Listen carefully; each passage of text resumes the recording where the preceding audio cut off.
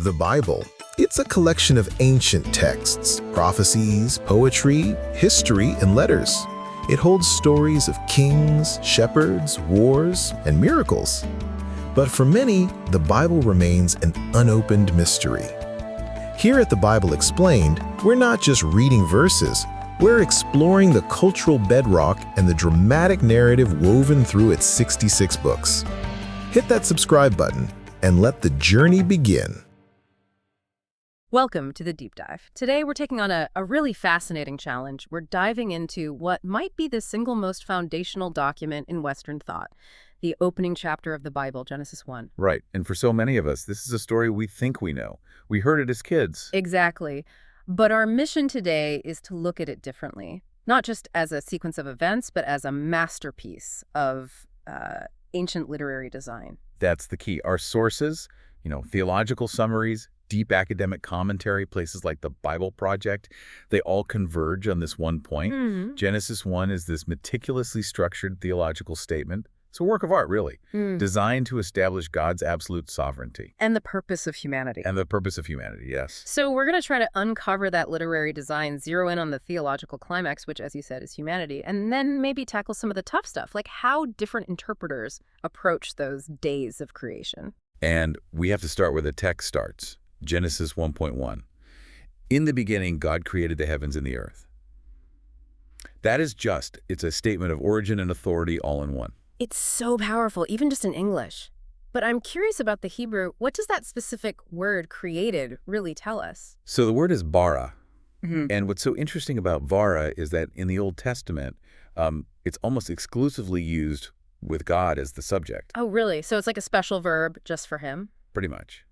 It implies creation, ex nihilo, out of nothing. It really underscores this unique power to just will things into being. No one else does that. And right after that powerful statement, verse 2 gives us the setting, and it sounds incredibly chaotic. It does. The earth was formless and empty. That's the famous Hebrew phrase, tohu vabohu. Tohu vabohu. And, people debate what that means. Is it total non-existence? Or is it just a mess? The consensus from the sources we look at is that for the biblical author, the problem isn't no matter, it's no purpose and no order. So it's a world that's basically uninhabitable. It's an empty stage, dark, covered in this chaotic ocean. That's the perfect setup, because the entire creation story is about God solving those two exact problems. The world is disordered, the tohu, and it's uninhabited, the bohu. So he brings order, and then he brings inhabitants. Step by step. But even in that chaos, there's this hint of action. The Spirit of God was hovering over the face of the water. That word ruach, it can mean wind or breath or spirit. It's this invisible presence just preparing the ground. It suggests this isn't a struggle. It's an orchestrated movement. Okay, let's unpack how God solves those twin problems of formlessness and emptiness. It all starts with the divine command, and God said, "Let there be." The authority is just absolute. It is, and the process is structured so brilliantly. I mean, the structure itself is the message. The 6 creative days are split into 2 parallel sets of 3. Okay, so the first 3 days are tackling the formlessness problem, Yeah. the lack of structure. Exactly. Days 1, 2, and 3 are the forming days. Yeah. Establishing the basic domains, separating things. And then days 4, 5, and 6 must be about the emptiness. You got it. Those are the filling days. God goes back and populates the structures he just built. This pattern is the backbone of the whole chapter. Let's see that in action. Day 1, you said, forms the domain of time. Day 1, the first great separation, light from darkness, day from night. And here's where you get the first theological shockwave. This light exists before the sun is even mentioned. Right. And if you're reading this literally, you're immediately thinking, wait a minute, how do you have evening and morning without the sun? It feels like a conflict, but it's not if you get the theological point. The sources all emphasize this detail because it proves that light isn't just a physical thing from a star. God is the source of light. So you're saying this is pointing forward maybe to the end of the story. Precisely. This is God's own light, and the source is connected directly to Revelation, where in the new heavens, there's no need for the sun because the Lord God's the light. Day 1 establishes that right from the start. And that domain of time, which is formed on day 1, gets filled on day 4. Yes, the perfect parallel. On day 4, God installs the sun, moon, and stars. He puts the rulers in place to govern the day and night he already created. The system is now populated. Okay, let's move to day 2 then. ordering space, forming the sky and the seas. Day 2 creates what the text calls the firmament, an expanse. And this expanse separates the waters above, the sky, from the waters below, the seas. And here we have to remember the audience, right? They weren't thinking about the atmosphere in outer space. Absolutely not. The ancient Near Eastern perspective, which the sources highlight, saw the sky as like a solid dome holding back a celestial ocean. God is building a safe, contained bubble for life to happen in. This is so important. It's not trying to be a science textbook. It's using language its audience would understand. It's phenomenological language. It describes the world as it appears to us. We'll get more into that. But a fascinating little detail about Day 2. It's the only day where God doesn't explicitly say it was good. Oh, that's interesting. Why do you think that is? Well, the speculation is that the job isn't done yet. The waters have been separated, but the waters below still cover everything. It's not fully habitable yet, so it's only partly good. Which leads us right into Day 3. Day 3 finishes the job of ordering the tohu. First, the waters below are gathered up, and dry ground appears. Now we have the land. So we have our 3 domains, time, sky and sea, and now land. Yes. But then Day 3 gets a bonus act of creation, a big one. God commands the earth to bring forth vegetation, grass, plants, fruit trees, all according to its kind. So again, we have another one of those tensions for literal reading. We've got plants growing and thriving before the sun is installed on Day 4. It really highlights the literary and theological priorities, doesn't it? The structure seems to value the logic of ordering domains over a strict solar chronology. Okay, so the world is fully formed. Now we go back to fill it up. We've done Day 4, so Day 5 fills the domains from Day 2. Precisely. Day 5 populates the sky and the seas. The waters swarm with sea creatures, and birds are made to fly across that firmament. Perfect fit. Which brings us to Day 6, the filling of the land and, I assume, the moment the whole narrative has been building towards. Absolutely. Day 6 starts with the creation of land animals, again, according to its kind, filling that dry ground from Day 3.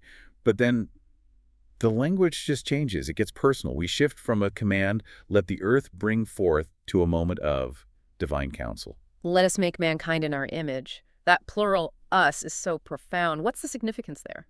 It signals how unique this moment is.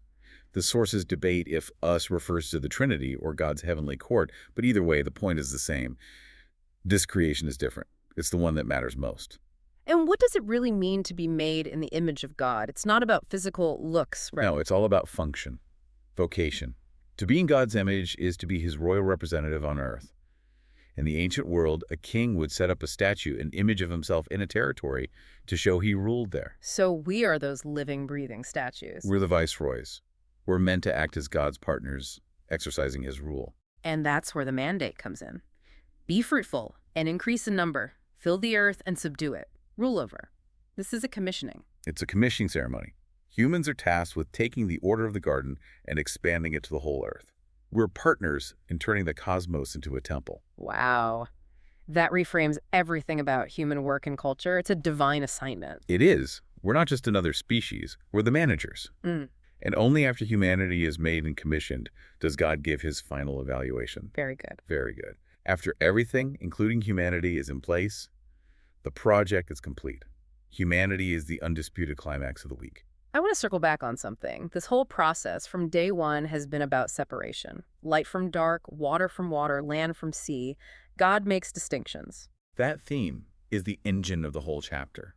You can't get from tohu vabohu to an ordered world without making distinctions. And the sources point out that these boundaries between realms, between species, between sexes are seen as foundational.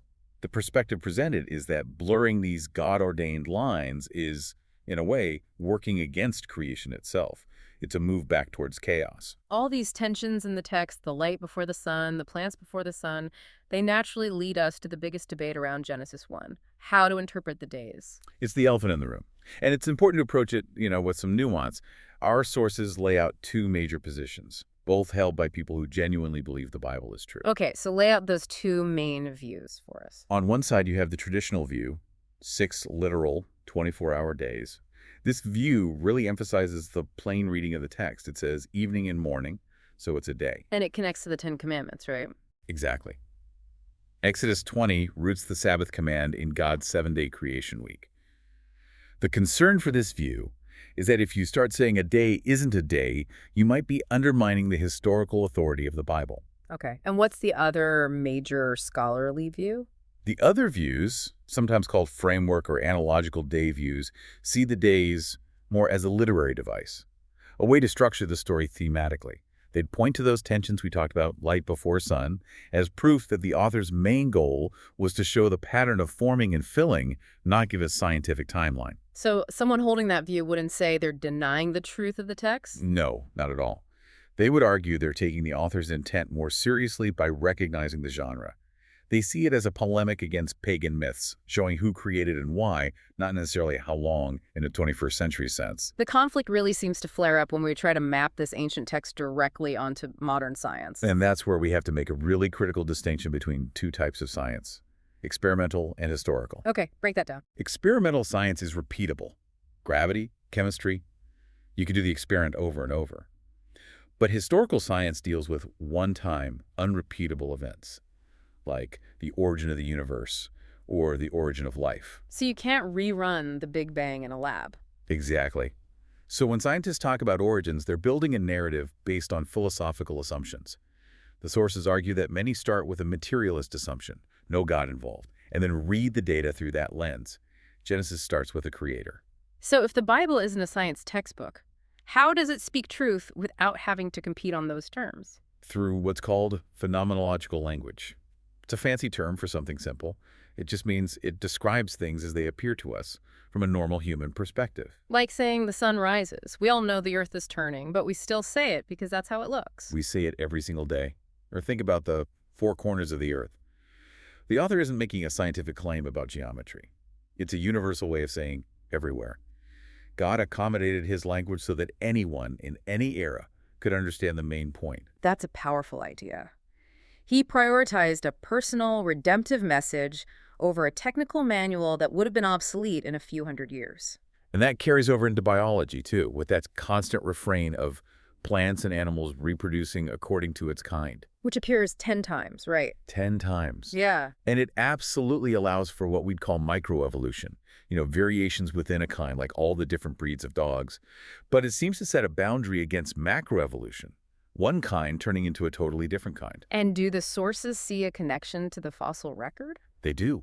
They point out that the fossil record often shows stasis species staying the same for a long time, and then sudden appearance, which they argue fits the Genesis account of life exploding into existence by divine decree. Which comes back to this idea of creation as a mature system. Precisely.